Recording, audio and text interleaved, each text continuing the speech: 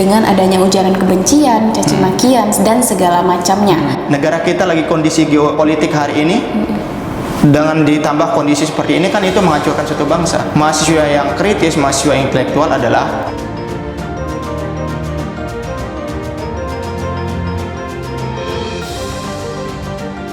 Assalamualaikum warahmatullahi wabarakatuh. Shalom, Om Swastiastu, Namo Buddhaya, salam kebajikan. Halo Sobat Titah Rakyat, mengupas tuntas persoalan bangsa.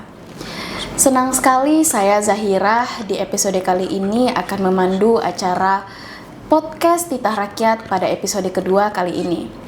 Bertemakan apa? Bertemakannya itu adalah gerakan mahasiswa, apakah mahasiswa ini ditunggangi atau tidak?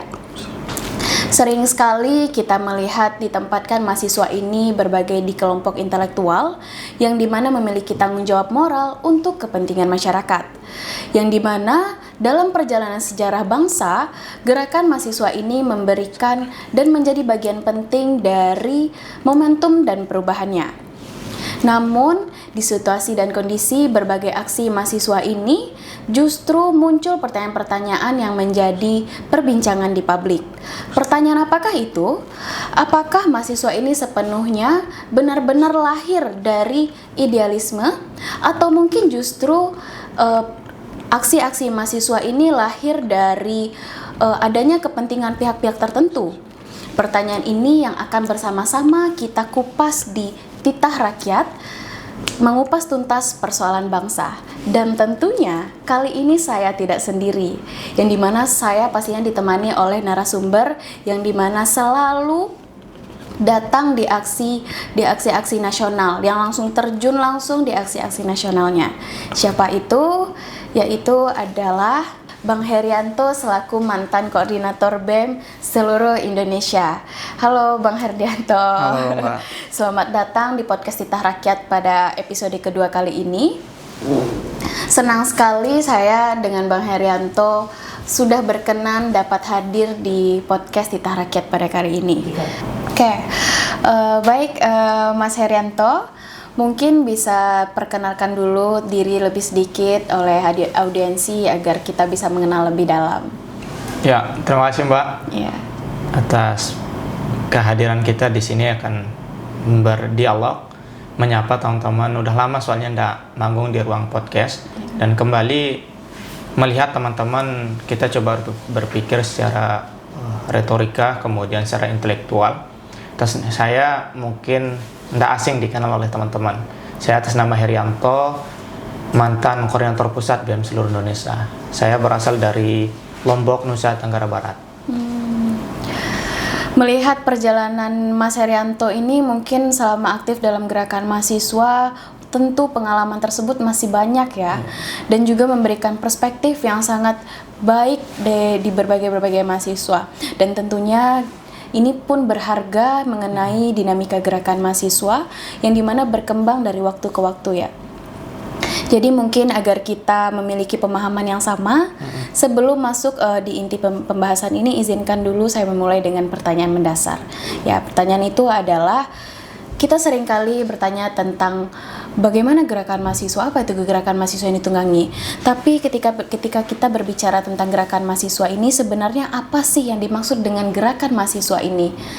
Mungkin bisa dapat dijelaskan dulu sedikit, Mas Herianto? Ya, pada dasarnya gerakan mahasiswa itu adalah, kalau secara kita ambil definisinya, itu adalah sebuah gerakan moral, gerakan sosial yang dibangun atas keresahan yang terjadi di lapangan atau yang terjadi di bawah.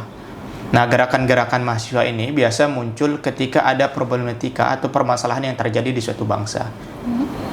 Nah, itulah yang menjadi gerakan mahasiswa itu sendiri, Mbak, secara definisi. Mungkin dari dapat dipahami bahwasanya ini gerakan mahasiswa ini adalah bukan semata-mata tentang demonstrasi, tapi mungkin juga mencakup berbagai bentuk partisipasi mahasiswa ya, untuk mementingkan kepentingan masyarakat yang sebagai wakil rakyat menyuarakan aspirasi atau apa itu. Mungkin dalam kehidupan demokrasi itu adanya kepentingan masyarakat di dalam gerakan mahasiswa ini ya, Bang. Berarti artinya mahasiswa ini memiliki kebebasan menyampaikan pendapat ya, dan juga memikul tanggung jawab moral untuk menjaga nilai-nilai demokrasinya. Namun Mas Herianto, pada praktiknya sering kita lihat di berbagai mahasiswa ini menyuarakan aspirasi melalui aksi ataupun gerakan-gerakan sosial yang seperti telah Mas Herianto sampaikan tadi, hampir selalu muncul tuduhan-tuduhan cukup serius. Ya, tuduhan-tuduhan itu apa ya, seperti tema kita pada saat ini, yaitu bahwasannya gerakan aksi yang ditunggangi. Nah, mungkin bisa sedikit dijelaskan bagaimana ditunggangi dalam konseptuality di pembahasan kita pada hari ini? Ya, ini tema yang sangat menarik saya rasa, karena tema ini selalu diperbincangkan oleh kalangan umum. Setiap kali ada gerakan mahasiswa yang muncul, maka narasi pembandingnya adalah gerakan itu akan ditunggangin. Nah, itu saya rasa dalam pengalaman berproses di dalam gerakan aktivis ini, gerakan mahasiswa ini adalah sebuah sikap untuk bagaimana memudarkan semangat sebenarnya, semangat gerakan mahasiswa. Ya, kita berbicara dalam konteks ditunggangin. Ditunggangin itu kan banyak hal. Gerakan mahasiswa kan ditunggangin oleh kepentingan rakyat. Gerakan mahasiswa kan ditunggangin oleh bagaimana spirit-spirit dia memperjuangkan keadilan bagi masyarakat. Nah, yang menjadi permasalahannya adalah apakah gerakan mahasiswa hari ini adalah gerakan yang murni ditunggangi oleh rakyat atau ditunggangi oleh kepentingan politik atau kepentingan elit-elit yang mempengaruhi gerakan itu sendiri. Nah, kalau kita mengambil referensi dalam sejarahnya dari tahapan ke tahapan, ini mungkin jadi acuan teman-teman ya. Karena era gerakan yang dulu dan yang sekarang ini sangat berbeda transformasinya. Mungkin kalau kita ngambil referensi dalam sejarah, pada 1908 sampai 1945, itu adalah era bagaimana kebangkitan suatu bangsa. Visinya atau tujuan dalam gerakan aksi itu jelas, yaitu mempersatukan masyarakat, kemudian mengkonsolidasikan untuk kemerdekaan rakyat Indonesia dan sebagainya dalam penjajahan saat itu. Nah, masuklah ke fase yang namanya 1966. Nah, 1966 itu kan menjadi fase ada presiden lah bahasanya. Setelah ada kemerdekaan kita, yaitu dijabat presiden pertama kita Pak Soeharto dulu, Pak Soekarno ya, Pak Soekarno ketika menjabat dulu, dan itu menjadi gerakan 1966 itu untuk mengkonsolidasikan bagaimana atas transformasi kekuatan elit-elit politik sebenarnya. Berlanjut juga ketika 1966 sampai 1988 menjadi 19 gerakan reformasi itu menjadi fase bagaimana gerakan mahasiswa pun menjadi vital gerakan, mengkonsolidasikan bagaimana tentang otorisme, pembatasan, kemudian keterbukaan ruang sipil saat itu, sehingga mahasiswa tetap mengawal suara itu. Dan hari ini ketika 1998 sampai tahun 2019 itu menjadi fase pengawalan reformasi sebenarnya. Kan reformasi sudah terjadi sampai 1998. Nah, pasca 1998 itu sampai 2019 itu menjadi fase pengawalan reformasi. Tantangannya apa? Tujuan untuk mahasiswa ketika bersuara atau bergerak itu adalah mengawal bagaimana transparansi, kemudian tantangannya adalah korupsi yang terus merajalela dan sebagainya. Itu yang dikawal. Dan hari ini di tahun 2020-an hingga yang sekarang kita fase ini adalah tantangan gerakan mahasiswa di era digitalisasi. Nah, ini menjadi kenapa mencuat setiap ada kali gerakan mahasiswa selalu dibilang gerakan ditunggangin. Harus kita memperdalam dulu makna dari gerakan mahasiswa. Nah, itu sih menurut saya, Mbak. Berarti emang dampak digitalisasi di media sosial itu sangat amat berpengaruh di dalam gerakan-gerakan aksi sosial mahasiswa pada saat ini ya, Mas Herianto? Amat. Mungkin, kenapa hal demikian? Karena di era digitalisasi ini adalah ruang keterbukaan, siapapun bisa mengakses digitalisasi hari ini kan. Benar. Sehingga ruang-ruang penyebaran hoax, kemudian ruang-ruang yang informasi tidak jelas-jelas dipermainkan oleh oknum-oknum ya. Nah, itu menjadi ruang-ruang yang seharusnya mahasiswa hari ini dituntut untuk jauh lebih kritis, jauh lebih mendalam kajian untuk ketika gerakan. Tidak hanya bagaimana FOMO saja. Sekarang kalau kita lihat rata-rata ya, beberapa konteks gerakan mahasiswa hari itu hanya mengikuti tren. Benar. Ada isu yang dilempar nanti malam, besoknya udah ada aksi. Sedangkan kalau kita mengambil definisi tadi, gerakan mahasiswa adalah gerakan yang berlandaskan intelektual, berlandaskan moral, berlandaskan kajian dan sebagainya. Karena di dalam sebelum kita berjuang gerak di parlemen jalanan itu adalah salah satu sebenarnya salah satu mode perjuangan gerakan mahasiswa. Banyak mode-mode yang lain. Ada yang memperjuangkan dalam kebijakan, ada yang memperjuangkan dari jalur legislatif, eksekutif, yudikatif dan sebagainya. Nah, tuntutan parlemen jalanan ini adalah salah satu caranya sebenarnya. Nah, gerakan di jalanan ini banyak tahapannya. Ah ya, seperti apa itu Mas Tahapannya adalah bagaimana ketika ada informasi, kita ngambil contoh tentang kebijakan pemerintah hari ini. Kebijakan pemerintah dilempar hari ini tidak pro terhadap rakyat, maka itu yang akan direspon oleh mahasiswa. Benar enggak informasi ini, kajiannya? Setelah dikumpulkan informasi, baru namanya ada konsolidasi. Nah, di konsolidasi itu adalah berkumpulnya setiap lintas organisasi. Segala instansi, ada yang dari BEM, ada yang dari OKP, ada dari himpunan dan sebagainya, ada dari masyarakat sipil, NGO, masyarakat sipil dan sebagainya. Dikumpullah di sana, diterima pandangan dari setiap instansi. Setelah ada pandangan dari setiap instansi, dikerucutkanlah menjadi poin-poin tuntutan. Ada namanya teklab. Setelah konsolidasi ada lanjutannya namanya teklab, teknis lapangan. Nah, teknis lapangan itulah dikerucutkan mana poin-poin yang harus kita bawa, mana poin-poin yang harus kita suarakan. Karena kalau diakomodir semua instansi tadi, maka poin-poin itu tidak akan mencapai 5 atau 10, pasti akan puluhan banyak. Apakah itu akan diterima, makanya dikerucutkan. Nah, selesai teklab, baru yang namanya bagaimana poin, apakah tanggal akan ditentukan aksinya, kemudian poin mana aja yang akan diurutkan, yang paling penting dan sebagainya, baru teknis lapangan. Panjang prosesnya. Panjang banget ya Mas Herianto. Tantangan sekarang kan hal demikian yang pudar dari gerakan mahasiswa. Langsung responsif itu yang ketika udah ketemu, ditanya kajian, ditanya solusi, ditanya permasalahan-permasalahan, kadang mahasiswa tidak bisa menjawab. Banyak contoh-contoh dan kasusnya, nanti coba kita diskusikan. Iya, mungkin terkadang ya seperti yang telah Mas Herianto sebutkan tadi, yaitu FOMO segala macam. Menurut Mas Herianto, ketika mahasiswa ataupun masyarakat lah yang selalu membaca atau mungkin yang biasa disebut dengan minim literasi, yang selalu membaca berita yang hanya tentang di judulnya saja, tapi tidak membaca apa intisari dari berita tersebut. Dan sekarang juga dari dampak era digitalisasi ini, seperti maraknya AI, yang banyaknya penyebaran hoax. Jadi mungkin menurut Mas Herianto, bagaimana dampak dari minimnya literasi bagi entah itu mahasiswa ataupun masyarakat? Mungkin itu kan sebagai dampak yang lumayan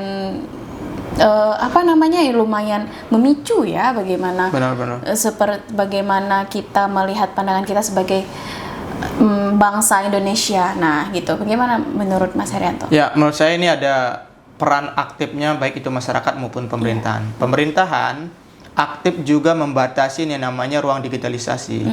Karena hari ini bukan kita ya juga yang merasakan, anak-anak yang SD, ya bahkan yang TK sudah bisa menjoget-jogetan karena terbawa oleh kepemuan digitalisasi. Nah, hal demikian ketika pemerintahan tegas membatasi bagaimana sebenarnya batas-batas menggunakan digitalisasi, itu sebuah sikap yang harus menjadikan kebijakan pemerintah. Di sisi lain, di tengah-tengah masyarakat kita juga harus bisa mensaring bagaimana sebenarnya informasi itu fakta atau tidak. Karena sekarang begitu marak, terkadang ada berita tentang kebijakan BBM mungkin. BBM yang subsidi tidak akan kalau kita ngambil contoh ya, kalau dari Kementerian Pak Bahlil mengatakan bahwa BBM yang subsidi tidak akan dinaikkan sampai bulan Desember. Namun beberapa oknum kadang memainkannya dengan naiknya Pertamax ini yang mengikuti pasar global, kadang itu dipakai market. Pemerintah tidak menepati janji. Harga BBM dinaikin, padahal di isinya ada penjelasan, tapi judulnya aja itu menjadi pemantik bagaimana konflik di masyarakat sendiri. Nah, jadi masyarakat itu juga harus pintar, harus lihai melihat bagaimana narasi-narasi sebenarnya dalam berita. Apakah ini berita benar atau tidak? Ya, itulah tadi minimnya literasi. Jadi mungkin banyak sekali ya pengalaman Mas Herianto juga yang dimana pasti banyak juga ilmu-ilmu yang didapatkan. Jadi sekarang kita masuk ke pembahasan kedua. Mas Herianto ini pernah berada di garis terdepan, bagian dari kepemimpinan BMSI yang dimana menyampaikan aspirasi mahasiswa di ruang publik. Kalau misalkan kita menarik dari garis ketika kita menyampaikan pendapat, aspirasi, itu pastinya memang adanya kebebasan pendapat. Tapi kalau misalkan kita mengulik lagi dari kasus Tio, yang dimana dia menyampaikan pendapat, akan tetapi oknum-oknum menganggap bahwasanya Tio ini menyampaikan pendapat tapi bisa dipidana dengan adanya ujaran kebencian, caci makian, dan segala macamnya. Itu menurut Mas Herianto, apakah itu dapat dinormalisasikan atau sebagaimana menurut pandangan Mas Herianto? Ya, kalau dari pandangan pribadi saya, hal demikian hal yang tidak mencerminkan intelektual sebenarnya di kalangan mahasiswa. Karena mahasiswa, miniaturnya negara di kampus itu diajarkan namanya intelektual, adalah pemikiran yang berlandaskan moral, berlandaskan kajian, berlandaskan solusi-solusi dan sebagainya. Kita, ruang kebebasan di demokrasi kita di bangsa Indonesia ini adalah ruang yang sangat dijamin oleh mandat undang-undang. Kita berhak menyampaikan sesuatu dan namun ketika percakapan kita ataupun ucapan-ucapan seorang akademisi, seorang aktivis mengeluarkan kata-kata yang tidak relevan yang harus didengar oleh masyarakat ataupun cacian-cacian makian, maka hal demikian tidak dibenarkan. Maka saya menganggap bahwa sikap itu sikap yang belum dewasa lah melihat bagaimana ruang demokrasi, menurut saya, Mbak, ya. Jadi tidak dapat dinormalisasikan ya tentang ujaran-ujaran kebencian ataupun banyak sekali cacian-cacian makian yang tidak bermoral mungkin. Tidak benar, tidak bermoral dan tidak bisa dibenarkan. Kalau secara kritisannya kita menganggap hal demikian dan kita sangat bangga karena dengan kelihan kepintarannya bisa mengkritisin pemerintahan sebenarnya apa yang luput dia perhatikan. Ternyata kehadiran mahasiswa di sana untuk mengingat pemerintah. Namun jangan sampai sikap-sikap dia mengarah ke hal-hal yang satir lah bahasanya. Berarti gini Mas, kita masuk lagi ke tema kita ya, ditunggangi. Bagaimana cara Mas Herianto menanggulanginya atas tuduhan-tuduhan ditunggangi dari aksi gerakan mahasiswa ini tuh bagaimana Mas? Cara menanggulanginya? Sebenarnya gampang bagi masyarakat umum melihat bagaimana gerakan mahasiswa ini apakah ditunggangi atau tidak. Salah satunya adalah lihat dari poin tuntutannya. Poin tuntutan ketika mahasiswa itu benar-benar atas nama indikasi atas gerakan rakyat, maka dia akan mempermasalahkan kebijakan yang memang relevan terhadap rakyat itu sendiri. Misal contohnya tentang kasus korupsi. Kasus korupsi yang terus merajalela. Hal apa yang demikian menuntut pemerintahan presiden untuk segera mengesahkan RUU perampasan aset. Permasalahannya kan korupsi. Kemudian yang dituntut adalah untuk segera memberantas korupsi. Salah satu solusinya adalah mengesahkan RUU perampasan aset. Karena dengan RUU perampasan aset itulah bagaimana koruptor-koruptor akan dimiskinkan dan sebagainya peraturan di dalamnya. Contoh lainnya adalah bagaimana ketika kebijakan dalam dunia pendidikan. Ini mahasiswa yang sering menuntut. Ketika kebijakan pemerintahan tidak relevan terhadap akomodir dunia-dunia pendidikan, maka pasti akan dituntut. Nah, mungkin tentang kayak dulu tentang pembatalan UKT, kemudian tentang hapus undang-undang menjadi akar permasalahan UKT. Nah, hal demikian yang perlu kita lihat. Berarti kajiannya itu secara universal, menyeluruh, dampaknya tidak hanya ke personal orang. Nah, kalau kita melihat poin-poin tuntutan gerakan mahasiswa hari ini yang ditunggangin adalah orang-orang yang mengangkat poin tuntutan yang tidak ada solusinya dan sebagainya. Contohnya kayak mana? Bubarkan DPR mungkin, DPR. Nah, bubarkan DPR itu solusinya apa? Sedangkan pelengkap ruang demokrasi kita ya adalah yudikatif, ada legislatif, ada yudikatif. Nah, eksekutif. Tiga piramida ini adalah pelengkap suatu demokrasi kita. Kalau hilang satunya, maka akan ada ruang kekosongan di sini. Nah, hal demikian yang kita. Contoh-contoh yang lain pun begitu. Kalau kita bisa melihat, misal kayak tadi, reformasi jilid 2. Reformasi jilid 2 ini kan ada artinya penggulingan. Adanya penggulingan pemerintahan yang dimau. Sekarang oke lah, kalaupun Presiden Prabowo jatuh, siapa yang akan naik? Pasti akan Pak Wapres Gibran. Nah, anak muda hari ini mau nggak Pak Wapres naik? Padahal yang dulu dituntut adalah kehadiran Pak Gibran adalah pelanggar konstitusi dengan sekian aturan-aturan dilanggar. Kemudian kalau dia naik jadi presiden, apa diterima atau enggak? Nah, oke lah kalau digulingkan dua-duanya, presiden dengan Pak Wapres. Sekarang siapa yang naik? Menterian. Negara kita lagi kondisi geopolitik hari ini, dengan ditambah kondisi seperti ini kan itu menghancurkan suatu bangsa, menurut saya Mbak ya. Jadi mahasiswa yang kritis, mahasiswa intelektual adalah bagaimana mengkritisi suatu kebijakan pemerintahan, namun bisa memberikan solusi-solusi yang konkret bagi pemerintahan sendiri. Karena ini tantangan kita di ruang digitalisasi hari ini. Ya, berarti mungkin bukan hanya perjuangan yang harus dilakukan mahasiswa ya, tapi mungkin bagaimana cara kita menjaga kepercayaan publik yang dimana terhadap gerakan-gerakan tersebut. Ya, ini memang bukan dapat ditunggangi atau bagaimana ada pihak-pihak tertentu seperti yang kita bahas tadi. Tapi bagaimana menurut Mas Herianto, tanggapan Mas Herianto yang dimana publik sering berbicara tentang DPR. Bubarkan DPR, ini DPR segala macam. DPR Dewan Perwakilan Rakyat tapi tidak mewakili rakyat, bla bla bla segala macam. Bagaimana menurut Mas Herianto menanggapi hal-hal tersebut? Di mana fakta di lapangannya seperti kita lihat memang banyak sekali mungkin anggota-anggota DPR yang dilihat ruang publik yang tidak kurang relevan lah, entah itu mungkin joget-joget ataupun tentang kenaikan gaji yang kemarin atau bagaimana. Nah, itu bagaimana menurut tanggapan Mas Herianto? Ya, sikap-sikap itu sebenarnya tidak bisa dibenarkan juga ya. Namanya Dewan Perwakilan Rakyat. Rakyat. Artinya dia mempresentasikan bagaimana sikap-sikap rakyat sebenarnya. Dia tidak boleh mencerminkan bagaimana sikap-sikap secara individual. Kecuali kalau memang jabatan secara individual. Tapi dia kan dipilih oleh rakyat. Benar. Artinya ada beban moral, suara-suara yang ada di dapil-dapilnya itu harus dibawa. Makanya kalau menjadi dewan itu, menjadilah dewan yang punya integritas. Artinya bisa mencerminkan kehadiran dia di legislatif, itu bisa mencerminkan bagaimana suara-suara rakyat yang ada di dapilnya bahasanya. Harus dijaga sikap lah.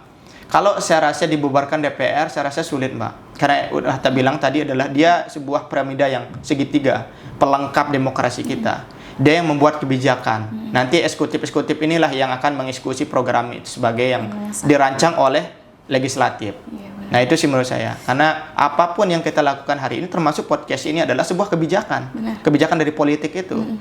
Kalau DPR seandainya membuat peraturan tidak ada podcast di bangsa Indonesia, bisa saja kita tidak akan berdialog hari ini. Namun kenapa kita bisa terbuka hari ini? Karena memang ada kebijakan yang dibuat oleh DPR.